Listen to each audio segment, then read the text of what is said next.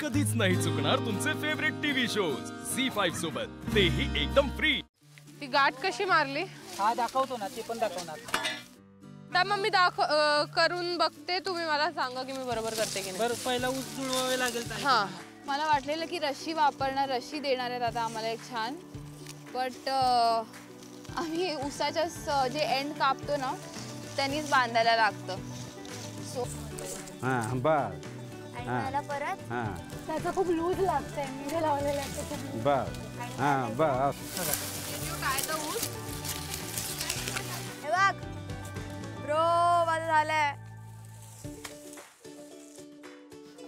It's itching. हा हे बघ कापलं गेलंय।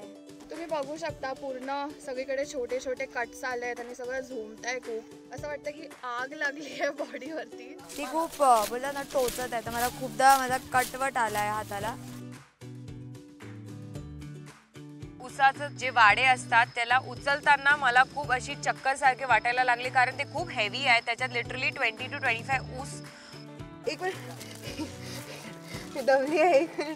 अरे पकडा मला।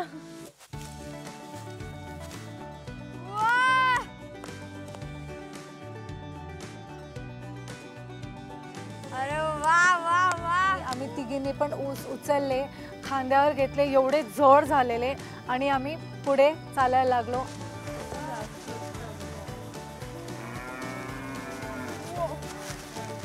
संस्कृती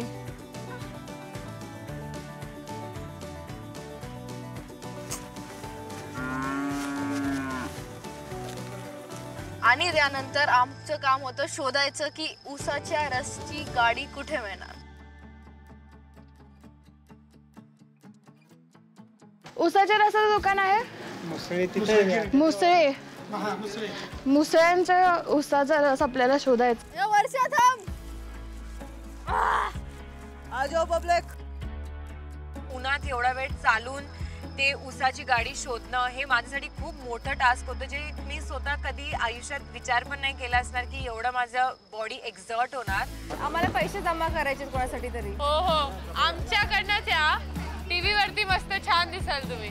ज्यूस प्यायला यायचं, ठीक आहे। ऊसाची रसची गाडी कुठे माहिती आहे? नाही, खूप खूप खूप शोधल्यानंतर आम्हाला एक फायनली एक गाडी मिळाली। यस, ऐका ना दादा, आम्हाला ॲक्च्युली ना त्या चव्हाण ज्यांच्याकडून आम्ही ऊस आणला त्यांच्यासाठी आम्हाला हे ऊसाचा रस विकायचा आहे आज, आणि पैसे साठवायचे आहेत। जितके जास्त पैसे होतील तितके जास्त पैसे साठवायचे आहेत, पण आम्हाला तुमची मशीन लागणार त्यांच्यासाठी। त्याला काय म्हणतात?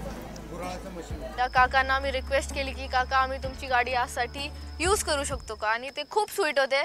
त्यांनी सरळ हो म्हटलं आणि आम्ही लागलो कामाला। हो, याला गोल गोल फिरवून करावं लागतं bro, this not a machine.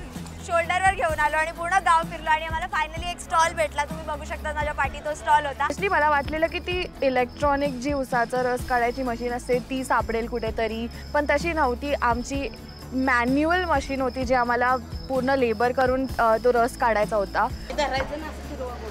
गोल गोल फिरायचं। झी5 ॲप डाउनलोड करा आणि पहा सर्व एपिसोड्स एकदम फ्री।